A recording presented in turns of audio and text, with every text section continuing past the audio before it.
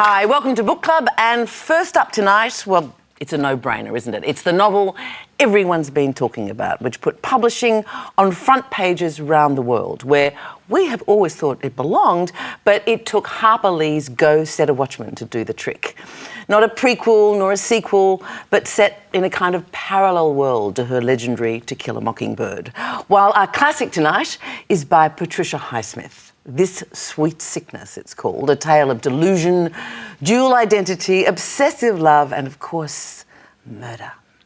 So stay with us, should be a great show. And who else but I take a colon on the Finches in Macomb County, Alabama, but my friend. Did you say a colon on the Finches? Because that sounds dangerous and unhygienic, frankly. A colon, Magnolia Marique, Marique Hardy and Hello. Jason Steger. Would you please welcome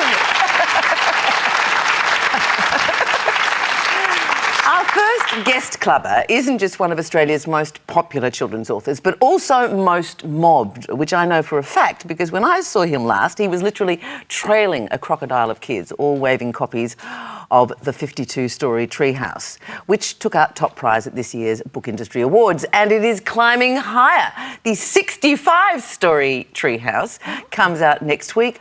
What a pleasure to say welcome back to Andy Griffiths. Thank you so much. To my left, one of the brightest stars of broadcasting. Repeatedly, in fact, because last time she joined us, she had just left her wildly successful radio slot. Remember we talked about life without a microphone? Right. And like the great Nellie Melba, she has returned to the stage. National Drive host, all-round entertainer. Please join me in welcoming Kate Langbroek. All right. Now, a quick look at what's happening in book world, and he's back. Remember Patrick Bateman, the bad guy with the cool clothes in Bret Easton Ellis's American Psycho? Well, 25 years on, that book is still on the blacklist, with a raid last month in Adelaide of a bookshop by police confiscating the unwrapped latest edition of the book. Oh. Wow. I mean, this also gives me a fabulous excuse to show you this. You didn't see this. Oh, she's bought a doll. This is the Patrick Bateman doll. Really? Yeah. Every reader has one of those. You don't Yeah. keep him next to your bed or anything. Stop. I won't touching do it, his but if act. you Can press wind him, he up comes and out. He runs around shopping. Does he? What He does. He do? You can actually take this hand off, and there's a knife. There's the famous embossed business card. Oh, he's That's distasteful. And the amazing thing is, 25 years after it was published, it's still illegal to sell it without protective wrapping. Really? Amazing. Pulitzer Prize winner Michael Chabon, who will be visiting these shores in November, is mooted to be writing a musical for Disney called Bob the Musical. And given he wrote The Adventures of Cavalier and Clay, he could be the perfect man for the job, don't you think? Yeah, I think he'd be very good for it. Yeah. musical. Shame it's not Bob the Builder, though. Shame about Bob Bob the Builder's going to be playing the lead role. Talking of lead roles, Jennifer Lawrence will be starring in 2 Australian book adaptations, playing the lead in the movie of Burial Rights by last month's guest clubber, Hannah Kent. And J-Law has been also cast as Rosie in Graham Simpson's The Rosie Project, with current rumours that Richard Linklater of Boyhood, Before Sunrise and School of Rock fame will direct. Wouldn't that be amazing? That'd be great. You know what I love? Is she going to do an Australian accent? Because I love it when internationals have to do Australian accents. It's a hard one, isn't it? Oh, they come a cropper on them. So often. Oh, that's it. Don't you like Jennifer Lawrence? Don't you Yeah, I want her to- love her. She speaks I very love highly her. of you. I adore her. Yeah. I just You like just to wanted see... to play Rosie, didn't you? Well, That's- you know, you're I just just... bitter I like- and twisted. Well, what's happened? What's happened? Really, just because I want to hear a Yank fail at an Australian accent. Finally, we are always excited to hear of a new offering from Tim Winton. Next month comes Island Home, a landscape memoir, a collection of non-fiction explorations into how our country makes us who we are. He did actually something not dissimilar with this book some years ago, which was Land's Edge, which was a beautiful exploration of where the land hit the sea. So now we're just getting the land version. Forward to that. So what has been on your reading list lately? I am currently reading The Amazing Adventures of Cavalier and Clay by Michael Chabon. Well, I've just finished a book. It's called Beams Falling by P.M. Newton. I'm reading a book called Ode to Billy Joe by Tara Murtha. I'm reading The First Bad Man by Miranda July. I'm reading Cicero, The Good Life. Well, I'm reading a couple of things, but I'm reading Bloods Are Over by James Ellroy, which is super. He's always amazing. And I'm also reading Pete Bogdanovich's Who the Devil's in It, which is the sequel to his Who the Devil Made It. And they're the best books on film ever. Fantastic. Check them out. Now to Go Set a Watchman, a novel you may have heard about over the past week or three, released internationally and amidst great hullabaloo on July the 14th, the unexpected second book by Harper Lee, who of course wrote the Pulitzer Prize winning To Kill a Mockingbird. Written before Mockingbird but set 20 years later. It starts as 26-year-old Scout, or Jean Louise as she's now known, returns to Maycomb County to catch up with her father, the saintly Atticus, and to decide also whether she does or does not wish to marry her childhood buddy and now boyfriend, Hank, who works in Atticus's law firm, though neither of them, as things turn out, are the men she thought she knew and loved. So look, for those who haven't read it yet, many will have probably read the first chapter, which was serialised. What kind of novel is it? Is it a sequel? Is it a draft? Is it an independent entity? Well, it's her first novel, and it was rejected by the publishers. The editor at the New York firm she took it to suggested that she focus on different bits of the novel, the stuff where Scout talks about her childhood, that really appealed to the editor. But having read it, how do you think of it? Well, you see, the trouble is you can't divorce it from Mockingbird. That's the trouble. It's very, very. It would be really interesting to get somebody who has not read Mockingbird to read it and talk about it. Well, I thought let's go to the Arctic Circle. Yeah, well, that's right. But I found that it was. There's a lot of good stuff in it. There's some really nice character sketches. It's really nice to read Harper Lee again. There's some clunky bits, some dreadfully clunky bits in it, and there's some rather silly bits as well. But it's. I'm glad that I read it. I hope that it was published for the right motives, and I hope that she's very happy that it's been published. Did you enjoy the actual reading of the writing? Yes, I did. But Jason said it is so hard to separate the book from the hype, the preamble. Like all of it is so wrapped. The intrigue behind what actually happened. At first, I thought I couldn't tell if I was enjoying it or not because I was just so excited to see them all again. It was like a DVD extras, sort of. Oh, where are they now? Oh, look, Scout runs a clothing store, or whatever it was. So you get so excited about and so fond about seeing the characters again that it's hard to tell whether it's a good book or not. But when I finished it, I did think it was. Did it you? was a good one. Yes, I did, Kate. Why? She says that in a way. No, when you think something about a book that you can't believe that other people don't think it. That's my experience almost every month on this show. So yes, I do know that. I've noticed. But for the first, on the train ride, it was exciting because it was like you were on the train too and you didn't know who you were going to meet, going back to that country. And then about 3/4 of the way through maybe, it was just awful. And I was embarrassed for Harper Lee. I was embarrassed that it was published. It was like seeing dotty old Nana in her knickers. You know what I mean? There was there's no dignity in this for her. There sort of was with the, like you said, the nice little, there were some beautiful deft touches in there. But overall, it went cuckoo at the end. Are you talking about the bit when she's having those sort of dialogues with her father and her Hank uncle. and her uncle? The uncle they are a bit heavy-handed, I think. Well, I tell you what, White Ribbon Day wants to get onto this book because he hits her. There's not even a. It's not even a thing. He literally knocks sense back into her. This is at the height of the arguments over race between Atticus and Scout, particularly, but Uncle Jack, Atticus's brother, lovely Uncle Jack, creepy Uncle Jack. He actually, disagreeing with Scout, he gives her in a huge way, and it struck me as strange. He hits her so hard. It says with the savagely with the back of his hand. She sees stars, and yet everyone is talking only about the race. and how that is so discordant Yeah, in these not the- times. What about violence against women? Do you know what I think this is? I think it's a really clumsy attempt at a birth metaphor, because Uncle Jack is always associated talking about birthing. He's talking about birthing the southern nation. It's giving forth to something. I'm not sure I like it.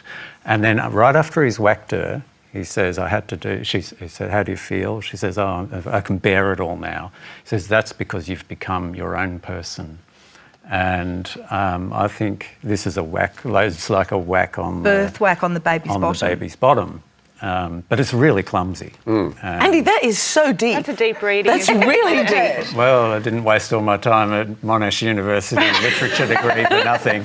But there's a lot about birthing, and I think the novel, a very nice way to look at it is her becoming an adult, her own person, the scales falling from her eyes about who she thought the adults around her were. Well, I think if anything that this proves how important a good editor is. Yeah. Don't you think? Because when I read that, I had to go back and read Mockingbird after I'd read this, and within 20 pages, I couldn't believe it was the same writer. It was so... Mockingbird was so rich. You know what's fun, though, is that she labours mightily to let you see why Atticus is thinking all this and talking like this, and we're invited to step into the shoes of a man who is not saying the things that we think we want to hear. And, exactly. She's done the ultimate dare. Step into this guy's shoes, Yeah. you know. I mean, the actual message, such as it is, of the book is actually exactly the same as for Mockingbird. Yep. It's just that the shoes are more uncomfortable to walk in. I mean, it is a plea for tolerance. Yeah. It's a bit more nuanced, isn't it? Although The I picture ended up of him. very intolerant of her. You hated her. Yeah, she was so irritating. And then when I cast my mind back, I think she was always irritating, in her little cotton overalls. She was just always a bit self-righteous, Oh, you're a mean girl. No. Did you feel that hard on Scout? No, I thought she was... obviously not. I'm going to burn the witch, Caitlin. Dreadful. No, I mean, I think it's interesting. She was a childhood scruff in Mockingbird with wide eyes, sitting up the top of a courtroom, learning all the life lessons. And now she's a 26-year-old. I still think she's an idealist. And all those kids have to grow up in that. Well, they don't have to grow up. Mostly they stay in those books forever as children. In this instance, one of these characters has grown up, and some of us like it and some of us don't. And I think it is uncomfortable. I think for people who loved that Scout character, not you, obviously, but, loved her in the overalls, it is painful because she is annoying and she's so adamant. And because it's about race, which everyone has such, strong views on, I think it's a difficult argument to have because... Atticus just comes out looking wishy-washy, doesn't he? Yeah, and I think ultimately the rewrite, I thought, how do I feel at the end of Watchmen? I feel irky and it's grey and life is difficult and there's no resolution. But at the end of Mockingbird, you feel empowered. And I think, Atticus, you, in a sense, you want to be a bit more like Atticus and dedicated to equality and fighting for justice. And I think you go away from that book uplifted and ready to make a difference, whereas this one is a much more grey, dark area. In the end, would you recommend to someone who hasn't read it yet that they should? I would say, how interested are you? Are you a writer or a would-be writer? Then definitely read it, because you'll see the editing process laid bare. And if you are a total Mockingbird nut, then you should read it, because I think it enhances our understanding. But I would prefer to have seen it published as a beautiful edition of Mockingbird with a little extras disc. It's how I think of things, a classic album, they give you the album remastered and they give you the outtakes and the remixes. Secret track. Yeah. But I don't think it should have been marketed as a sequel or a prequel. Yeah, I would agree with that, and I probably wouldn't recommend it. I think just leave Precious Memories alone. I read it because I had to, and I'm glad I did, but I wouldn't hand it over to somebody. You liked it. I did like it. It was fine. It was good, but it's imperfect. Yeah, I'd recommend it, but there would be a big but. Now, you said that you wouldn't even publish it, so you aren't going to be Oh, but for now that recommending it's it. published, I'm definitely going to say you should read it. Really? Yeah, of course, because it's out there and it's a fascinating exercise. I think once it's there, it's now become a part of the story. And I would say read it because I actually think it's a really fascinating book. And I'd love to hear what you think about it. So when you've read it, please contact us through the website. So now to see what else we have been reading lately, Kate. I've been reading a book called How to Walk Away. It was a book that came into my hands through a sister of a friend of mine wrote it. And when I first started to read it, on the back, you're like, oh, guy with post-traumatic stress disorder, former soldier. I'm like, Read it. Beautiful book, astoundingly beautiful, about a returned soldier who comes back with a sense that he shouldn't have his arm and that his arm is foreign to him. And it's just beautifully written, and I had to just keep coming back to it, even though sometimes I was reading it like So who's it by? one of those. It's by a writer called Lisa Byrne. Right. It's a really beautiful book. Andy, you got a very big package on your lap. Very big book, and I think it's a book I'll be reading for the rest of my life. But it's the cartoons of Winsor McCay, who was working for the Randolph Hearst newspapers around the turn of last century, and I've always known about them as one of the first ever graphic novel cartoons. This is a new edition that's in full size as they appeared. And you can see they concern the adventures of little Nemo, who every night goes to sleep and has an amazing dream. This one where the bed grows long legs and starts striding through the streets of New York. But That's very Andy Griffith. I'm just astonished. It's like the Rosetta Stone of all graphic novels and all children's books. You can see him starting off every night. King Morpheus asks for little Nemo to be fetched, and so his minions come, and he falls through the bed and goes flying in space on a horse, or walks through a giant field of mushrooms. But what's interesting is he's never an action hero. He's always just passively looking at this amazing, disturbing, always beautiful landscape. Sometimes he falls through the bottom of the ocean. It is astonishing. I think we can see Chris Ware drinking very deeply from this book. And for the first time, you've got to see them in big format. Yeah. Well, I've been reading the new Ian McEwan, The Children Act, and I do have a complex relationship with Ian McEwan because I leave a bit of time. I do, it's true. A bit of time between each book, and then I pick up his new book, and he always has such a great premise and such a great opener, and you go, oh, this is going to be fabulous, and then it just turns into this big convoluted mess, and by the end you're like, McEwan, and thrown to the floor, and then a bit of time passes, and I'm at an airport, and I'm like, oh, the new Ian McEwan. And so he's like this kind of ex-boyfriend that you forget all the bad bits. You're like, he was quite good, actually. We should probably go out together again. And but thankfully, I want to date Ian McEwan again. This is amazing. All the way. Oh, my credit card's in there because I've been reading it at the pub. It's so good all the way through, and because I had that complex ex-boyfriend relationship with him, I kept waiting for it to get messy and dreadful, but it's He delivers. so good the whole way through. I read The Journalist and the Murderer by Janet Malcolm, which is about this guy who was writing a book about a convicted murderer, and he sets himself up as being on the murderer's side and gets his complete cooperation and access to this guy's life. Joe McGinnis? Yeah. And then writes a book that is very, very critical of the murderer. So the murderer sues him, and it's an investigation of the whole case. The journalist has died, he's died, and the murderer is still in prison, still pleading his innocence.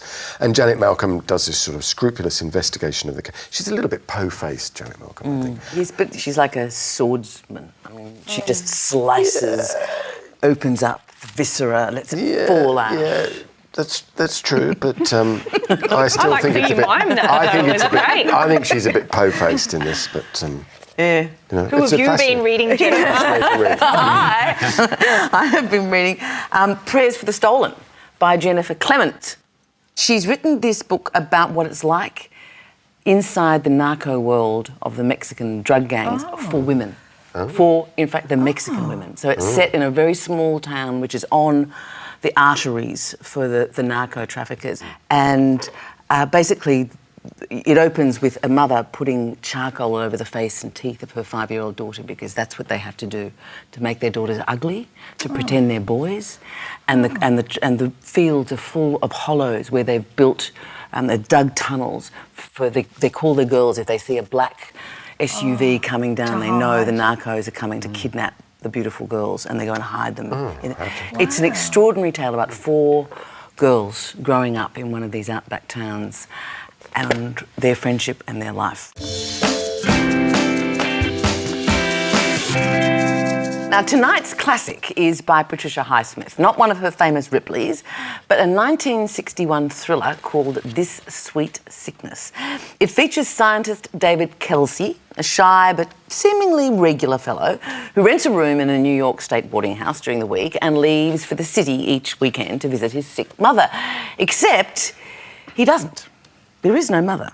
There is an expensive house which he's bought and decorated in the glamorous style he believes will help win back his true love, Annabelle, who has married another. There is a second identity in this house. He's not David Kelsey, but he's the confident and very persistent William Neumeister. And there is a rival, the man Annabelle did choose for her husband, Gerald.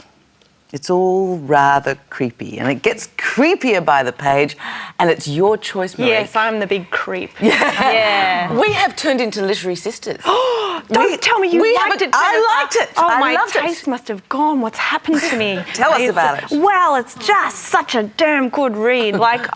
This is probably about the 3rd time I've read it, and I just enjoyed it so effing much. I just enjoyed it. And it was the first Patricia Highsmith I ever read before the Ripleys.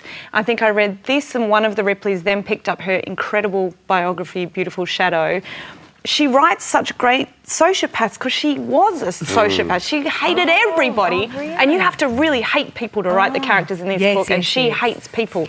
And I love it. It's so fun and so crazy and so obsessive. It's just, it's a big creepy romp. It is. Yeah, That's exactly what it is. Yeah. What did you think? I had a blast. Yeah. And I want to thank you so much. Get on board, Griffith. For introducing me to a writer who, you know what I felt? I feel like Highsmith is like a cat, and it's got a mouse, and that's David Kelsey. Yeah. And you know you're just playing with him, torturing him, whacking him, there. And you think, you put him out of his misery now. But with her other hand, she's got you. And she's go, bam, bam. Now you think I'm going to be nice, don't you? And then bam.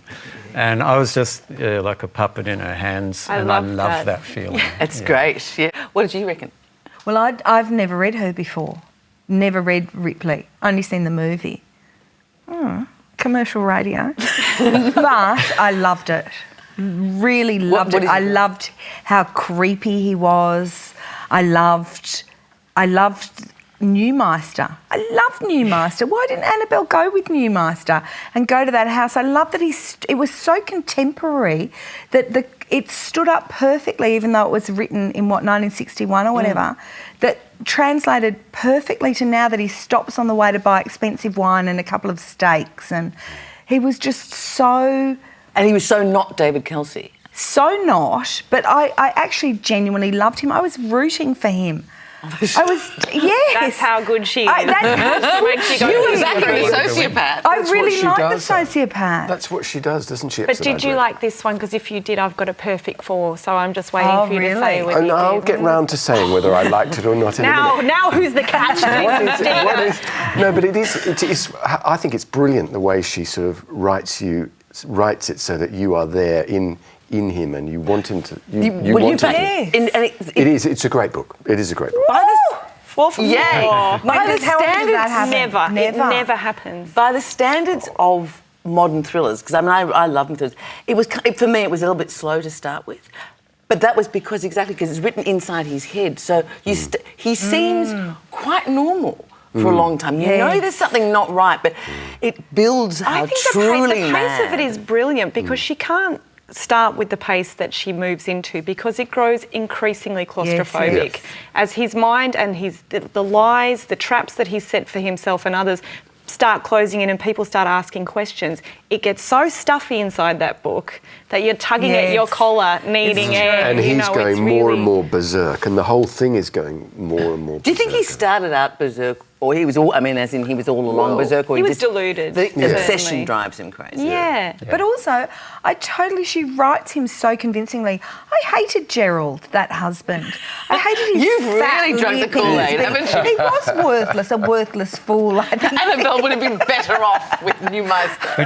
But there's a lot of hints that Effie Brennan, the girl who's fixated on him, is his perfect match. Yes. And this is the tragedy of the book, I And think. he won't allow himself to see that. He can't at all. see it, that she likes the same furniture, the same music, the same pastime. It's her gift that she puts you inside the head of this guy written by someone else, well, actually in real life, is a horrible, stalking man who will not let this woman out of his sights, even though she very kindly tells him to bugger off on more than one occasion. But sweetly. Sweetly, but he is And in a anyone murderer. else's hands. Yeah. He's a murderous, stalking, obsessive creep. He doesn't mean That's to what he is. murder No, I anyone. know, he's so nice. Give him a push. Oh, yeah, we've all done that. But to have people rooting for that character and to also to have you inside his head and it not be an unpleasant place. I like the way it starts with letters. I mean, this is the stalkiness. It starts with the letters that he's writing to Annabelle to try and woo her back, and then it creeps onto the next stage where he's ringing her up, and then he starts turning up at the front door. And I mean, I love that it's because, like you say, it's like the cat playing with you. It's getting closer and closer and you just, there is no good way out of this. This is... Also, underneath all the fun, you get an amazing psychological portrait of a man who will not accept the decision of a woman to move on from him. And I think in reality, this is where a lot of problems happen. And it's often the man who just cannot accept, as he calls it, the situation. This is your point, isn't it, about it being modern? Yes, it feels so. It's like they always had this problem. It's just amazing, isn't it? Well, 4 out of 4. 4 for 4. I'm going to enjoy this moment for the rest of my life. Moving on in this harmonious way Oh, okay. to the very end of our show. Thank you to our guests. Thank you to Andy, to Marique, to Jason and to Kate. It has been great to have you guys here. Now, next month, we will be looking at a debut novel called Preparation for the Next Life by Atticus. Wonder who that's named after. Atticus Lish. And boy, does this man have a voice. It looks like this. An amazing debut novel. Our second book, however, has pictures. It is a graphic memoir by New Yorker cartoonist Roz Chast called Can't We Talk About Something More Pleasant? You're raising your eyebrows, you know it. Oh, I love it. It is just the most amazing... It's like a hybrid between a novel and a graphic novel, and it stays with you for months and months. Yeah. It's very powerful. It's if you can imagine, it's a funny, painful, funny book about Alzheimer's disease and getting old. So that will be at next month's show, when we'll be at the Melbourne Writers' Festival with special guests John Ronson and Will Self. So please join us then. And until that time, thank you so much for your company. Happy reading. It's been great to have you here tonight. Good night.